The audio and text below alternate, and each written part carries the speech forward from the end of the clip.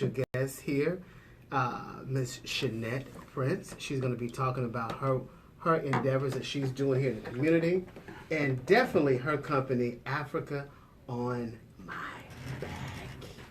So welcome, Miss Prince. How's everything going? It's going great. Glad to have you here with Texas 101 Jams Under the Influence. Under the influence, yes. Straight like that. Yes, drink. And we had to go ahead and put you in the mix. And today, guys, she's sipping a little bit of Hennessy White and pineapple juice. So we just want to make her feel right here at home here now. So we're just gonna get right into it. I've been seeing you all around the city, Africa on your back. You're doing well. I see all these different kids, older people with this backpack right here, Africa on My Back. Yes. So tell me, how did you get started with this brand? And we're going to start here and just tell us, how did you get started with your brand, Africa on My Back? So we started, and when I say we, that's my sons and I. We started after my first trip to Ghana, which was July of 2016. Went over there with, tagged along with the University of Houston, their African American Studies program. Okay. And stayed for 10 days and just kind of fell in love with the country. Went to, where was my first trip? Oh, we went to Cape Coast and saw the slave dungeon. Cape Coast? Yeah, Cape Coast, which is a city in Ghana. And that's where a lot of the slaves were transported from. So they have a slave dungeon there. Toured that and saw that and smelled that. And really just felt at home when I got there. I mean, I know that had to be an experience for these guys. I mean, you being a black woman taking your boys to see something that they had never experienced before. Yeah. And to cultivate them and give them that type of, just to let them see the world on a different note. Yeah, it was. So I went in July, and then I took my 15-year-old Isaiah. I took him with me in March. Okay. And so the trip for him was spring break, and I said, you need to make this pilgrimage back home. Like, you need to go and see. You need to be a part of this, because it really kind of changed me. I tell people, when I got back to the States, I knew who I was. Got you. When I got off the plane, we switched planes when I got to Denver before we came to Houston. And when I got off the plane and I had to walk through the airport, I just walked so differently. I could feel it. Like, my shoulders were up, my head was up. I was just, like, you couldn't tell me anything. You felt different about having that experience, seeing something totally different in how people live there, opposed to how you move and shake in this environment. And you're like, really? I saw the power, right? And I think that's one of the things that we miss here in the States is to go to the continent, to go to West Africa, and you are the majority. You, the president, the police officers, everybody looks like you. All the engineers, everybody looks like you. Looks like you. Yeah, so to aspire to be something, the astronauts, everybody looks like you. So, yeah, of course you think you can do anything. Right, of because course. You see other people who are doing just that. Exactly. And so I wanted him to see that. I wanted him to see the engineers. I wanted him to see the people who were taking tires and reusing them, making different things with them. I wanted him to see that because I didn't want him to have any excuse on not being great. Exactly. I wanted him to see, no, my skin color does not determine, like, my skin color is beautiful, and I'm thankful that I have it, and I come from a strong lineage of people who are still moving and shaking on a whole nother continent.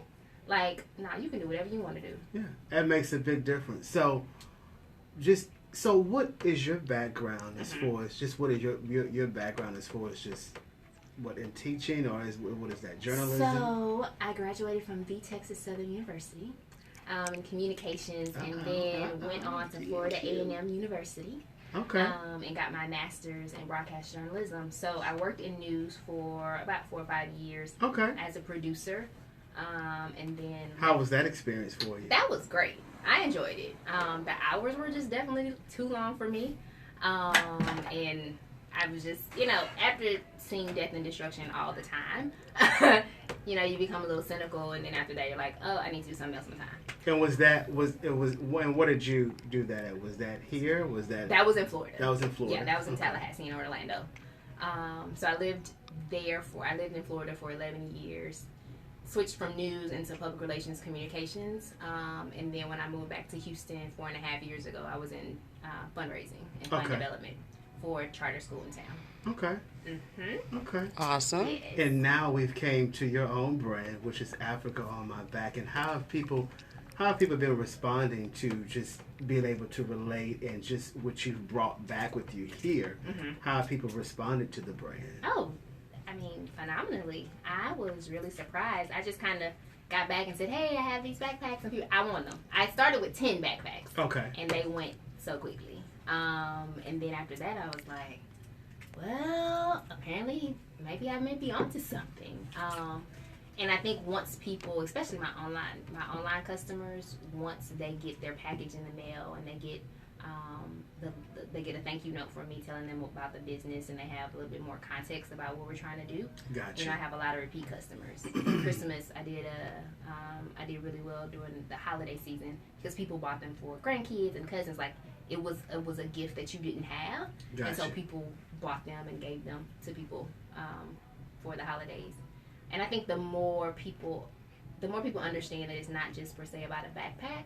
Like it's about a movement. It's about helping boys to see the brilliance and the talent that they have within them, and how can we move them forward.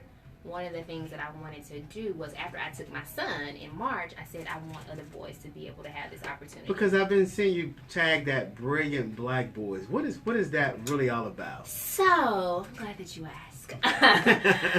So, I have two sons. One's 15 and one is 10. And working in a school environment and working in news, when you talk about black boys, it's always in a negative connotation. You know, they're at risk, they're on the verge of this, they're dropping out, they're unemployed. Like, it's always negative. Right, exactly. And I got tired of hearing that. And I'm a firm believer of what you say is what you produce, right? So if you want greatness, then that's what you have to put into your children. No doubt. And so I started calling my children Brilliant Black Boys. No doubt. I love that. So anytime I refer to them on social media, it's me and the Brilliant Black Boys, or the Brilliant Black Boys are doing this. And I started to see people that's like really tag. Strong. Yeah, it's very strong. Because it's really strong because what comes out of your mouth. Another thing I heard someone say, when you say, oh, those boys are just bad. If you steady say, oh, they just bad kids start to believe that they bad. And it starts to go along with their confidence. Oh, I'm bad. Nobody else thinks this of me. But when you build a young man up and you say, hey, you know what? You're somebody. You're not just somebody. You're brilliant. Somebody. That makes all the difference of what kind of confidence that they're going to walk around with in this world. Oh yeah. I mean, I think it makes you move a little differently. You know, for somebody to say, and it's something that we talk about often, you are a brilliant black boy. Of course. But you speak power into those kids. Yeah. And the thing is, whatever you call them is what other people will call them. Exactly. So people who follow me on social media, when they meet them, it's, oh, these are the brilliant black boys. The brilliant black boys. You know? Exactly. Yes, these are the brilliant black boys. That's right. That's them. Yeah. I also see that we have something big coming out this weekend, which is the Black Panther. And I see that you are doing something that is very special in a very positive way. You're taking 200 and how many something boys to see this? 245. Wow. Brilliant black boys going to see Black Panther on Thursday. Man, that's phenomenal. Thank you. It's very phenomenal. Thank you. So how did that come about? I mean, how did that come about? So Africa on My Back is a social enterprise. Okay. And so we are a social enterprise. We help people who want to connect to African culture do so by purchasing fair trade backpacks, but also by providing study abroad opportunities for brilliant black boys, and helping small businesses in Ghana. So how do we do that, right? We help them because we are buying their goods and products. Of course. And we're allowing them to grow their businesses, right? So the proceeds, what we do is 10% of our gross income. We then put those proceeds towards, the big goal is to be able to send 10 to 15 boys every summer to Ghana to do an international study abroad trip. Wow. We just got started. Wow. So haven't quite amassed that kind of capital But you're yet. definitely on your way. Yes, definitely on the way. You're putting that work in, you know. Definitely on the way. And so when I knew that Black Panther was coming, I was like, okay, I can't take boys to Ghana this year. Or maybe we could have sent maybe one or two. But Right, I of want to course. take a group. And so I said, well, what can we do? I can take boys to the movie theater. You know, they get to see a little bit about a fictional African country. Exactly. But no less, they see the power that the continent holds. And they see a superhero that looks like them. And Exactly. I think that that's important. And they're in an environment with 240 other boys who look like them, who are probably going to come dressed the same way. Exactly. So they get to experience that together. And that speaks volumes. Speaks very much in volumes. And the fact that you're taking that many boys out to even see just a groundbreaking movie. Mm-hmm. This is going to be a very phenomenal weekend because a lot of, of course, we've all Superman, Batman, we've all saw these, and we fell in love with these characters. But we've never had a chance to fall in love with a character that we looks can like relate us. to, Yeah. that looks like us, talks like us, walk like us. So this gives us a chance to kind of stick our chest out a little bit and pump our chest up and say, hey, listen, he got some superpowers. Right. And then, Listen. not only does Black Panther have it, but his sister is super duper smart. You Exactly. know what I'm saying? The Dora Milaje, who are his bodyguards, are like off the chain. You know, so not only do the boys get to see themselves in a superhero, they also are able to see how Black women uplift and support them. You know, Exactly. how Black women are there to be a support, and how when we work together, that we can do anything. Right. We can conquer anything. Exactly. And so I think it's going to be really interesting. Like It's showing a strong family, It does. strong family background to that too. Mm-hmm. Yeah, it does. I mean, I think, and the movie has already made how much money? It's A already lot. made. I don't know. Yeah, I a know, and I know A it's already lot. made over $10 million Ooh. already. On Already. pre-sales. Didn't come out yet. On pre-sales. That's the purchasing power of Black people. When we all can throw our money into the pot and actually support something, it shows you how we can actually do something without overthinking it too much. Let me tell you, Black people can do anything they put their mind to. I'm telling you, when I went to Ghana, I saw firsthand. Yeah. Yeah, she came back You know what I'm empowered, saying? motivated, I strong. saw firsthand. I said, I went over there and the small businesses that they have. First of all, everybody is a business owner.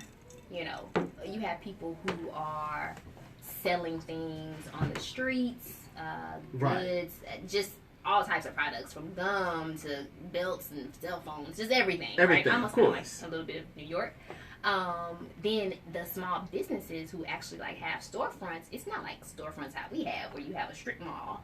No, you have a container, and you kind of converted that container into a small business. Oh, you wow. have electricity in there. I mean, In the container. In the container. Shut up. In the container. The place where I got my hair done was a container, and they Really? had. When I say they, I don't know if there was running water in there. I don't think there was running water. So they had buckets of water.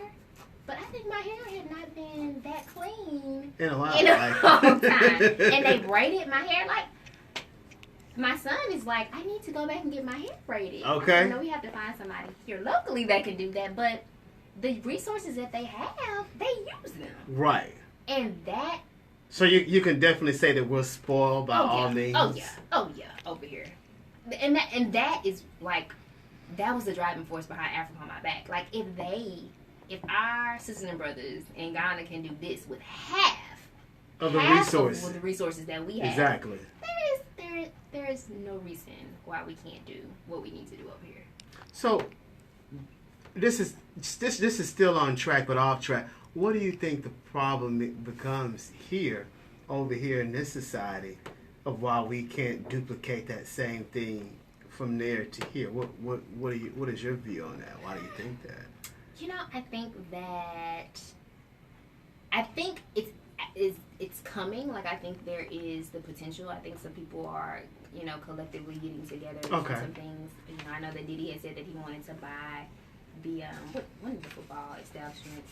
I can't remember the team that he wanted to buy. That's gonna be hard to do, but I got him though. Yeah, because it's a good old boy system, and it is. They're not really gonna let you into that system because that's a whole other type of game. Mm-hmm. But to be able to just say let's do that is, it's promising. It's promising. Then Jay-Z has title now. So I think people are moving. It's slowly progressing. It's slowly coming around. But do you think more leaders need to step up? I don't know if it's a leader thing, right? I think that there are just people who need to take personal responsibility and do what you can do. Right. I think we kind of get off track when we start talking about leaders. Right. Because everybody is a leader in their own right. Right? No doubt. So you don't need somebody to tell you that you need to do X, Y, and Z. You already know this. Right. That's one of the things I think maybe the biggest problem in our communities is we do a whole lot of talking and not a lot of action because we're not a leader. Wow. What you say? We're waiting on permission. We're waiting on somebody to say, hey, are we taking sips now? Okay. Yeah, we're taking sips. Sips. Listen, we're gonna do this a toast. We're gonna do a toast to Africa on my back. We're gonna do a toast to you just being a remarkable black citizen here in this country, a young woman doing things, and I congratulate you not just as a business owner and raising two young black brilliant boys, but just being out there on the forefront and trying to make a difference in the community. That's what it's really all about. Especially with black boys. And taking awesome. Exactly. Thank you. That's really awesome. Yeah, because at the end of the day, it starts with you. It's a foundation. Yeah. And it has to become, because the schools are not going to always teach that. It starts with, and not everybody has the same foundation, so sometimes it comes outwardly. They might have to get it from somewhere else, but it starts at home. Yeah. I mean, it does. I think when I was growing up in the 80s, you had the schools, you had the homes, and you had the churches. You did. And so you showed. Get on up in here. Listen, Miss Carter said that you don't come in here telling no lie. Miss Carter said you do this at school, but mama behind nothing. Get on up in there. And it took a village. Yeah. And we had the village is gone. We had it, and it's like, how do we bring that back? Right. You know what I'm saying? How do you bring that back? And there are some organizations that are doing some great, phenomenal work. Some of the organizations. So do you do a lot? Do you do a lot of community service work here in the city? At any particular places that you like to go and donate your time to? So I have. When I was at Texas Southern, my first son, I was a sophomore when I had him. And so I was fortunate enough to stay at Project Row Houses. They have a young mother's residential program. And so I lived there my sophomore and junior year, and then my senior year moved out. But phenomenal place. I think it kind of flies under the radar a lot of the times, but it's an arts organization to preserve African American art. It's in Third Ward. Gotcha. It's been there for over 25 years. And they're doing great work. And so that organization is near and dear to my heart. Then there's the Emancipation Economic Development Council that I love. Gotcha. So what they are trying to do is revitalize the community and to halt gentrification in Northern Third Ward. And that's a great thing. Much needed. It is. And it's how do we collectively come together to preserve our communities, our homes, our schools, and our churches. And everybody has a part to do. You know what I'm saying? And so those are just two organizations that I, hold in high regard and work with and support. And so, for your listeners who don't know about them, definitely check out their websites. Done deal. Yeah.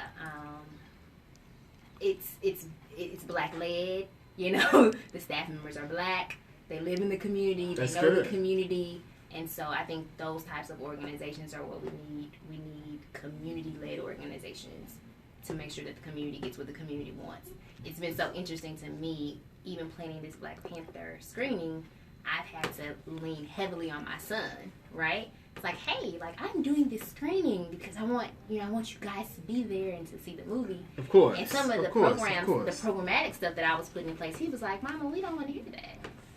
I was like, no, we don't want that. We don't want that. Nobody's coming. And I said, you know what? If I'm truly doing it for them, then I have to put it in a format that they like and that they can understand. So, question: what legacy, as a young black woman, do you want to leave behind? What legacy is that you want to leave behind? What legacy that you're starting, and what legacy is it that you want to leave behind? So people can say, I know this woman. Mm-hmm. I see what she did in the community. I see what she did. She built for her boys. So what legacy is that for you? And as you move forward, what legacy is that? Legacy? I want for my sons to be able. I want them to know wholeheartedly that they can do anything that they want to do. That they can be whomever they choose to be. And I want that to permeate our household, their friends, my friends, our community. Is that anything and everything that we need to do whatever it is that we want to do it's already within us, right? Gotcha. Like we are the ones that we have been waiting for. So the leader that we're looking for, we are that person. It's within. It's within. And so bam. That's what I want to be able to leave. It's like you don't have to wait on anybody. Inspire yourself. Just like that. Inspire yourself. Do you whatever. And when I was growing up, people used to say you can do whatever you want to do. Of course. I believed that. Like I really believed that. Oh, this Laylo, she said this sister is awesome, and she's doing it.